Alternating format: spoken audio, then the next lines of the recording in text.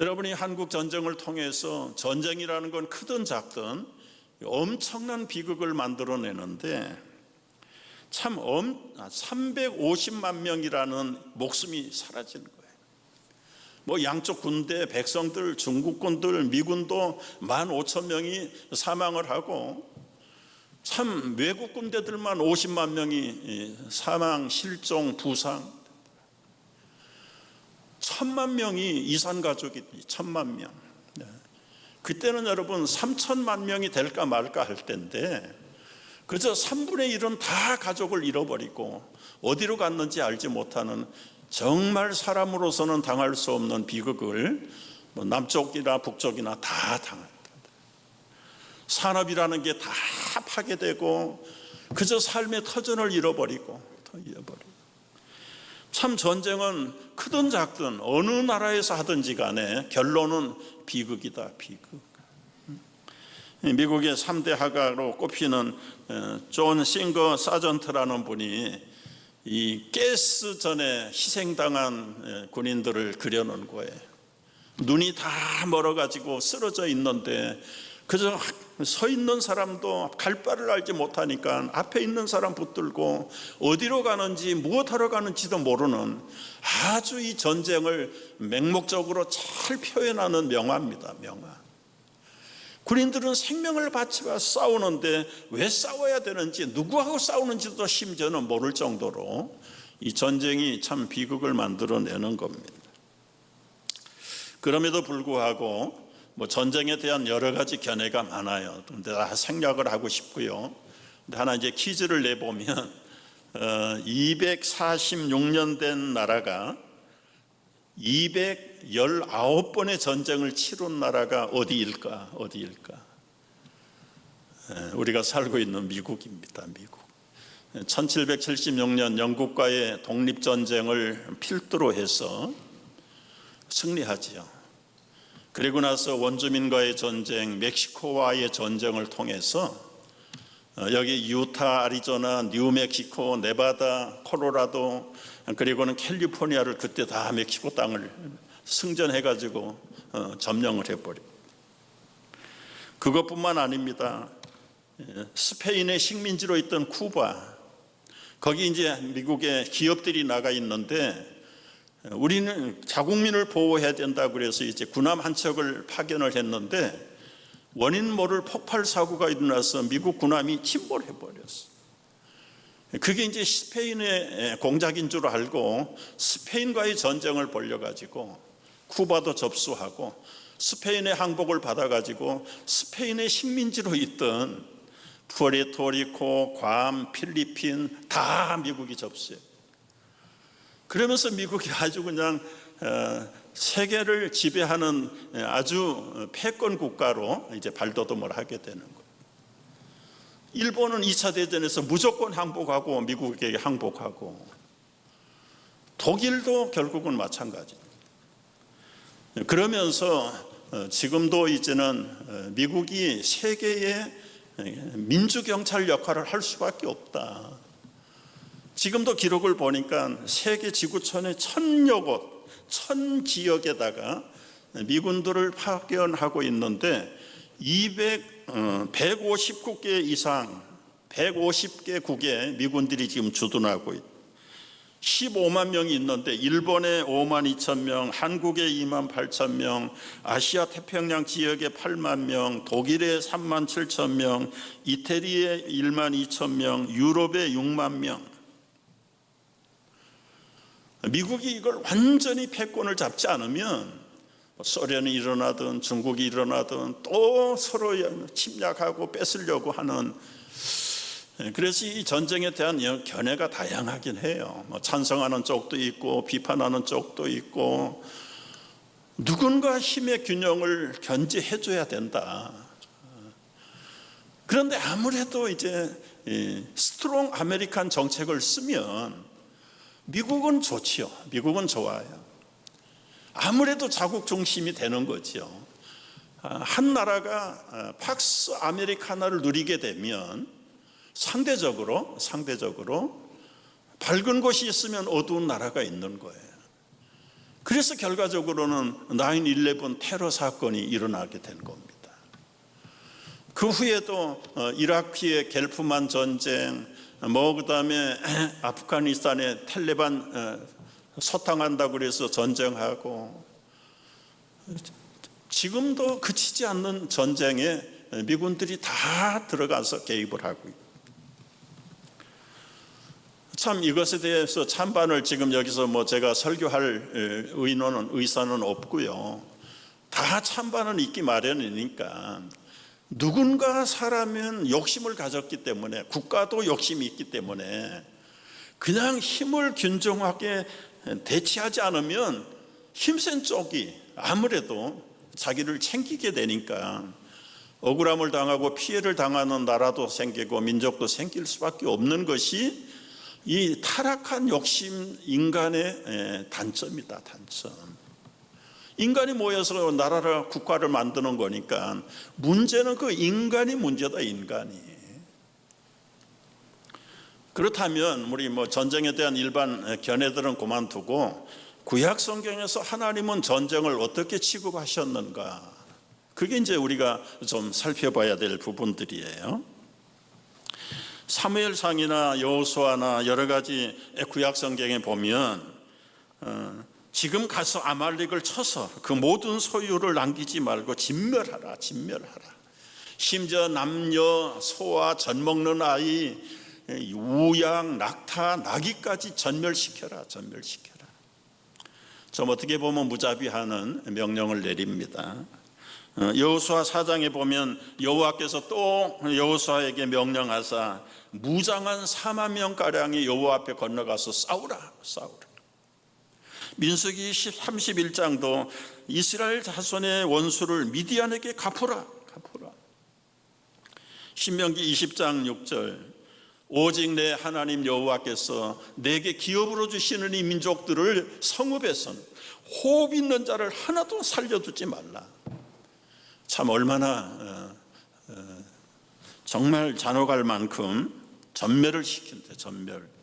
사무엘상 15장 18절, 여호와께서 왕을 길로 보내시며 이르시기를 가서 죄인 아말렉 사람을 진멸하되 다 없어지기까지 치라, 치라. 얼핏 읽으면 구약의 하나님은 이건 완전히 잔인한, 그리고 자기 백성들만을 위한 어떤 아주 그냥 그런 하나님처럼 느껴집니다. 느껴지는데요. 물론 심판의 도구로도 전쟁을 사용하신 거 사실인데, 주로 이방 민족의 심판도 있지만 자기 백성도 전쟁의 도구를 통해서 매를 때리시는 하나님. 그런데 이제 한 구절 한 구절 문맥들을 살펴보면 하나님은 절대로 남의 것을 정복하는 정복전쟁은 하나도 없다. 전부 회복전쟁이다. 과거에 뺏겼던 것들, 기득권을 빼앗겼던 것들. 여호수아 장군이 가나안 땅을 점령하는 것도 7 부족들을 쓸어내고 기득권을 뺏은 게 아니고, 이미 수천 년 전에 아브람을 불러서 내가 지시할 땅으로 가라. 그래서 갈 바를 알지 못하고 아브람이 가서 하나님의 인도를 찾아서 우고하기 시작한 것이 가나안 땅이에요. 가나안 땅.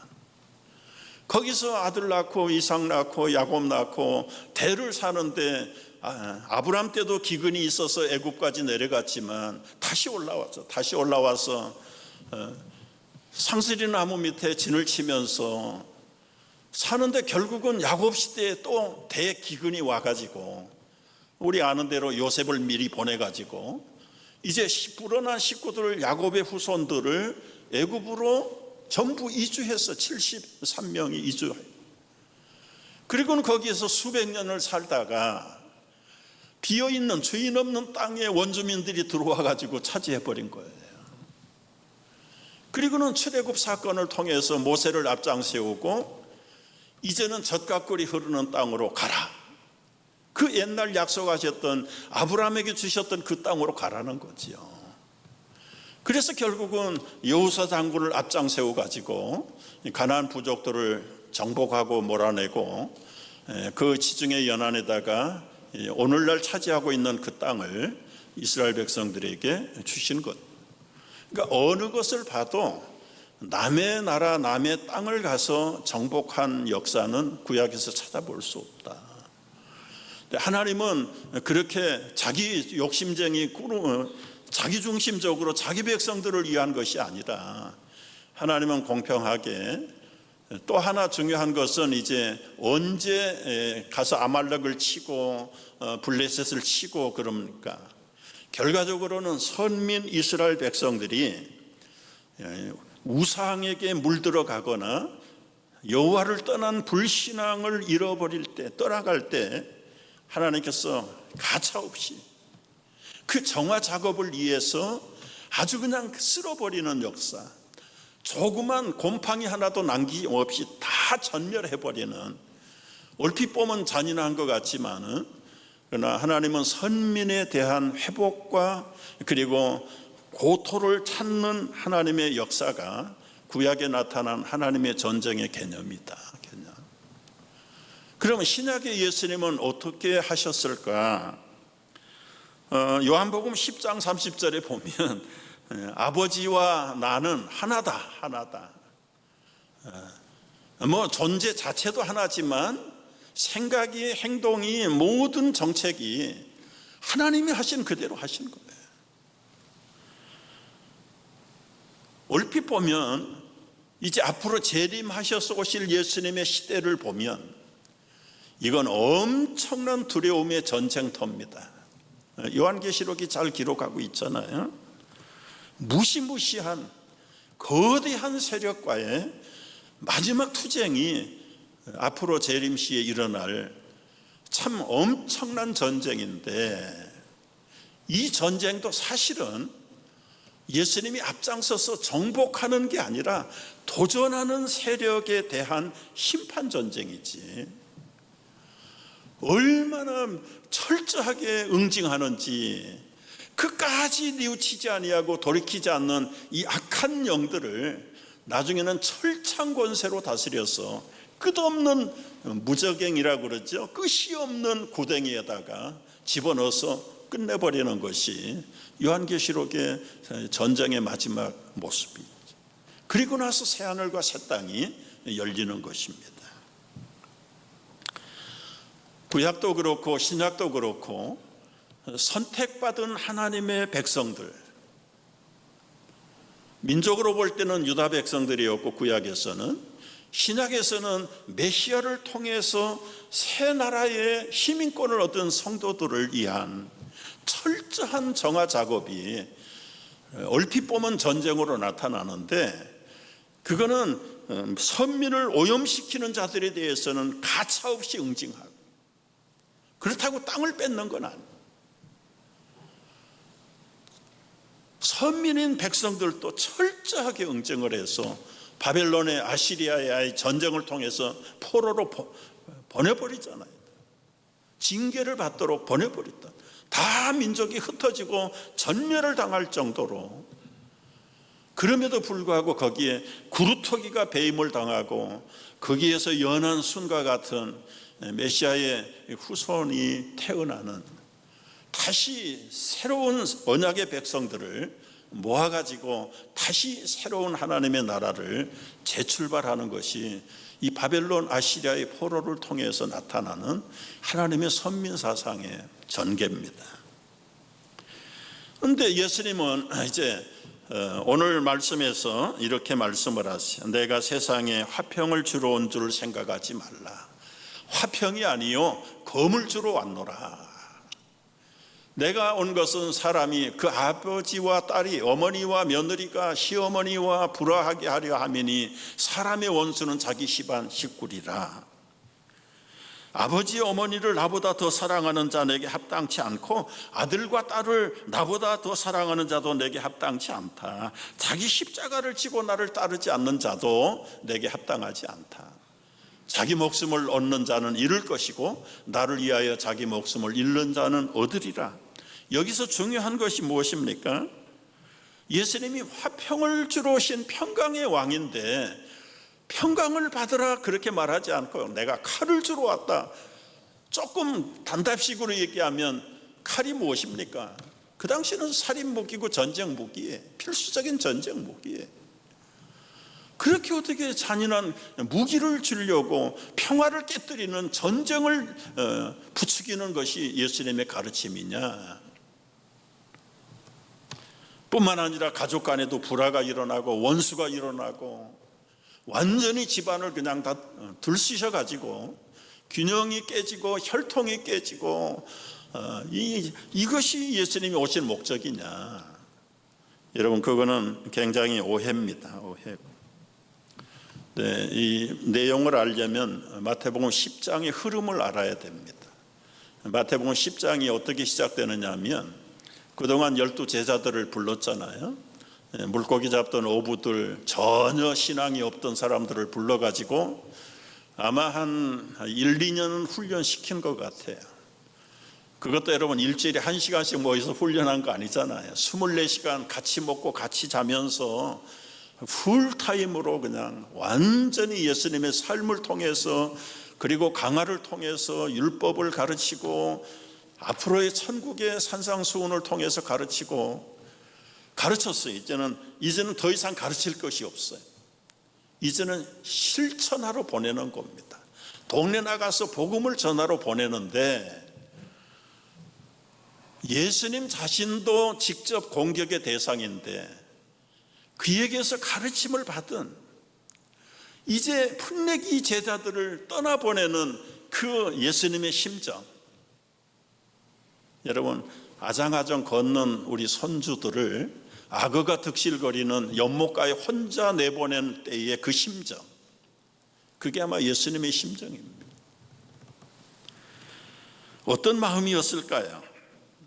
내가 너희를 보내는 것은 굶주린 이리떼에게 양을 보내는 것과 같다. 여러분, 굶주리고 기다리는 이리떼에게 양이 가면 야들야들한 양이 누구 입에 밥이 될는지 모르는 그게 현실이잖아요. 지금 그런 편국에서 제자들을 동네로 도시로 복음 전하기 위해서 내보내기 직전입니다. 그러면서 그 제자들에게 당신의 권능을 다 부여해줘야. 어떤 권능을 주셨습니까? 말씀의 권세와 병든 자 약한 자를 고치는 힐링의 권세도 주시고 귀신을 쫓아내는 권세도 주시고 참 복음을 전하는 권세를 제자들에게 다 위임해줘요. 위임. 그러면서 하시는 말씀이 오늘 본문의 말씀이죠. 내가 세상에 화평을 주러 온 줄로 생각하지 말라. 화평을 주려고 온 것이 아니라 칼을 주러 왔다. 칼을 주러 왔다. 여러분, 마치 예수님이 전쟁 예찬론자 같은 이야기를 해요. 오해받을 만한 소리를 하세요. 그러나 예수님은 전쟁을 예찬하는 법이 없고 평강의 왕이신데 어떻게 칼을 줍니까? 제자들마저도 세상 사람들이 바라는 평강을 지금 마음속에 꿈꾸고 있는데 그 평강이 언제 오시려나? 우리 주님이 왕으로 등극하시면 로마로부터 해방당하고 나도 한자리 하는, 지금 제자들의 꿈은 그거거든요. 과거나 지금이나 모든 나라 국가들이 바라는 평화라는 것은 정치적인 평화, 물질적인 평화, 건강의 평화, 그것이 전부예요. 근데 지금 예수님은 그런 평화의 나라를 만들 생각이 요만큼도 없어 오히려 칼을 주러 왔다. 칼을 주러 왔다. 그러니 이게 앞뒤가 안 맞는 이야기입니다. 제자들은 무슨 칼을 하나씩 준 것도 아니고 내가 칼을 너희에게 준다 그러면서 실제로 주는 것도 없어요. 그러니 더 답답하죠? 답답해요. 여러분, 이 백성이나 개인이나 국가나 아까도 말씀드린 대로 이 꿈꾸는 것은 무엇입니까? 다 이 팍스 로마나 팍스 아메리카나. 여러분, 여기 팍스라는 말이 무슨 말이냐? 이 피스에서 온 말이에요. 라틴어의 피스의 어근이에요. 로마가 세상을 다스리면 평화천지가 된다. 아메리카가 세상의 평화를 만들어내는 나라가 된다. 이게 이제 팍스 로마나 팍스 아메리카나, 영국이 대영 제국할 때는 팍스 브레티카나. 그런데 결국은 시대가 되면 다 꺼져버린다. 그들이 추구하는 평화는 정치적인, 군사적인, 경제적인 어떤 그런 물질적인 평화를 추구해. 우리에게도 그런 평화의 개념이 너무 깊이 들어가 있어. 그런데 예수님은 그런 평화를 말하지 않고 평화와 반대되는 칼을. 이게 굉장히 상극된 가르침인데, 예수님이 무슨 전쟁을 예찬하는 분도 아니고 건징해서 부추기는 분도 아니고, 그러면서 뭐 칼을 주는 것도 아니고 그냥 말씀으로만 하셔요. 이런 베드로가 예수님 체포하러 온 로마 군인들을 칼을 들고, 무기를 들고 오니까 칼을 꺼내가지고 친다는 게 말고의 길을 쳐버렸죠. 그때 하시는 말씀이 뭡니까? 칼을 가지는 자는 칼로 망한다. 여러분, sword will die by the sword. 칼 가지는 자는 칼로 망한다. 그러니까 지금 여기서 말하는 칼은 베드로의 손에 있는 칼인데, 제자들을 내보내실 때 내가 검을 너에게 준다 할 때는 손으로 주는 검이 없었어요. 뿐만 아니라 우리 크리스마스 때 아주 암송하는 구절들이 누가복음 2장의 10절이 있죠. 지극히 높은 곳에서는 하나님께 영광이요, 땅 위에서는 평화로다. 화평하는 사람들에게 평화다. 그런데 이 마태복음 10장에서 제자들을 내보낼 때는 상치된 말씀을 하세요. 평화의 주님이 어떻게 칼을 줘서 보냅니까? 칼을 줘서. 근데 그 칼을 쓰는 방법, 칼을 쓰면 나타나는 현상이 뭐라고요? 아버지와 아들이, 며느리와 시어머니가 불화하고 집안 식구가 서로 원수가 되고, 이게 이 칼이 들어가면 그렇다고 말이에요. 근데 그 칼이 뭘까요? 복음이에요. 복음. 말씀이 들어가면 한 식구들이 혈통의 한 피부친데도 불구하고 영이 달라가지고 말씀을 받는 사람과 아주 극단적으로 말씀을 핍박하는 사람들이 가족 안에서도 일어난다. 여러분, 우리가 복음을 전한다는 것이 단순한 건 아니에요. 요즘 현대인들은 뭐 교양이 있으니까 어느 정도는 자기가 싫어도 그저 뭐 예스를 하든 노를 해도 노 땡큐 정도로 하지, 옛날 같으면 돌을 가지고 돌격을 하고 때려 부시려고 하는 그런 극단적인 반대는 이 문화 세계에서는 별로 찾아보기가 어렵지만, 지금 무슬림 지역 가면 완전히 말씀 전하면 칼이 돼서 진짜 칼이 들어오는 거다. 진짜 칼이 들어오는 거다. 자기 가족 중에도 예수 복음을 믿으면 명예살인을 해버리는 게 지금 무슬림에서 일어나고 있는 현상이잖아요. 현상. 그런 면에서 제자들에게 이 말씀의 칼을 주고 복음의 칼을 준다는 것이 얼마나 위험한가. 다른 사람은 그만두고라도 가족 중에서 원수가 될 정도로 이 복음에 대해서는 자세가, 태도가, 받아들이는 것이 180도 다르기 때문에 이 복음에 대한 바른 이해를 가지라는 거예요. 여러분, 가끔 이제 그런 친구들을 보잖아요. 그냥 보통 친구가 아닙니다. 생명이라도 내줄 수 있는 친구인데 예수 얘기만 나오면 그게 여러분, 어떻게 생명을 내줄 친구가 교회 한 번 가자는데, 예수 한 번 믿어보라는데 완전히 원수가 됩니까? 부부들 가운데도 그런 부부들이 있어요. 어느 날 잠을 깨보니까 자꾸 부인이 없어진단 말이에요.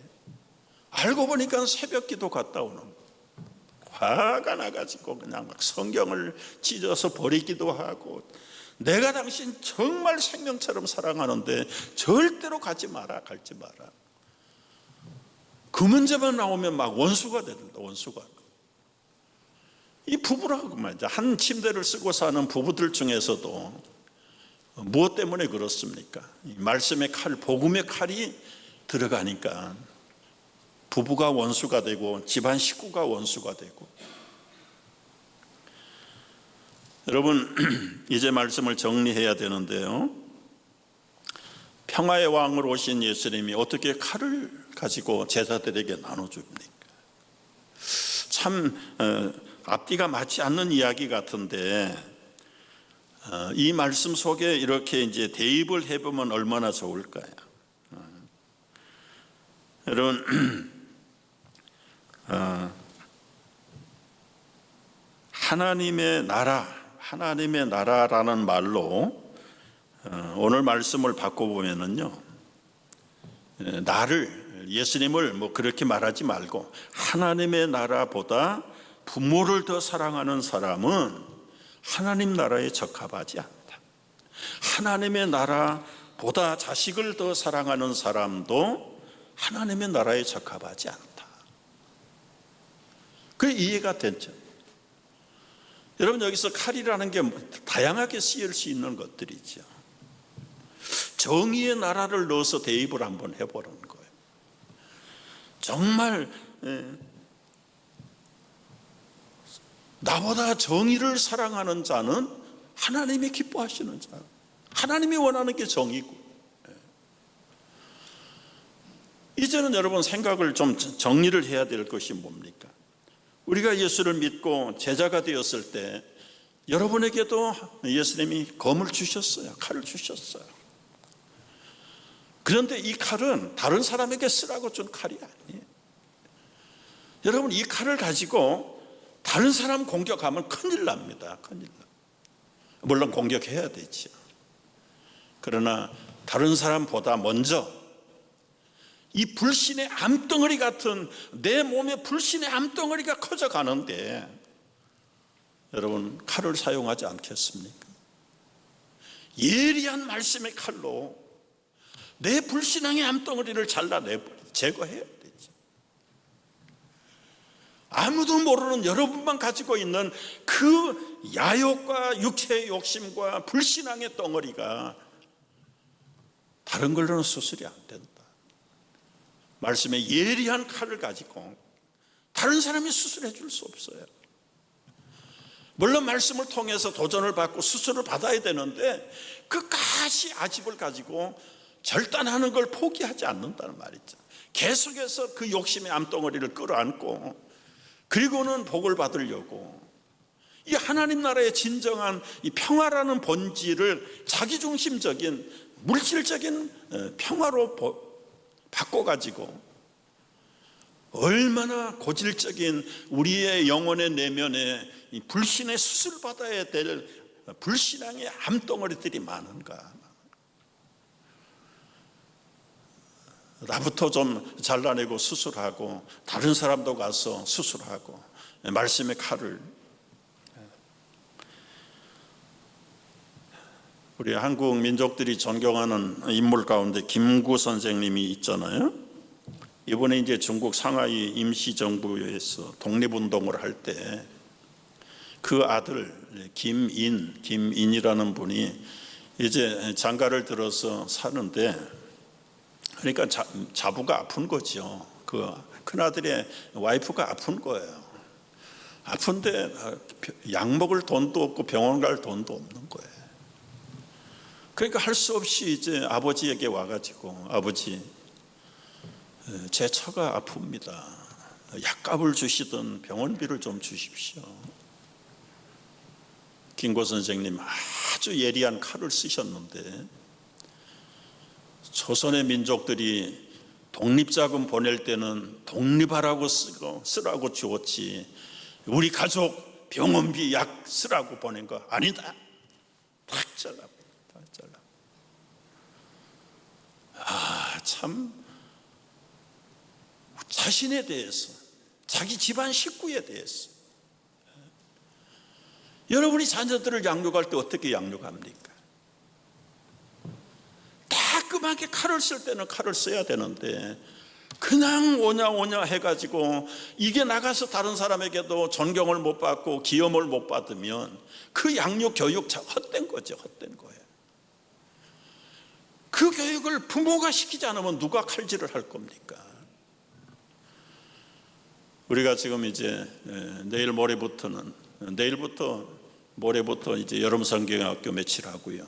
또 선모 캠프 하고 뭐 수양회도 가고 교회 와서 훈련 받는 거 좋은데 여러분 우리 가정에서 자녀들을 때로는 부부간이 스스로가 예리한 말씀의 칼날을 가지고 주님 앞에서 자신 앞에서 정리할 것들을 정리하고 건강을 회복하면서 우리 하나님의 앞에 하나님 나라를 위해서 아름답게 정말 잘했다 하는 말씀의 칼잡이들이 되기를, 이 전쟁과 이 평화 속에서 얼마나 순간적으로도 칼을 써야 될 때가 많습니까? 그때를 놓치지 말고 이 한여름에 말씀의 칼을 잘 써서 우리와 우리의 자녀들, 교회가 정결하게 서갈 수 있기를 주의 이름으로 축복합니다.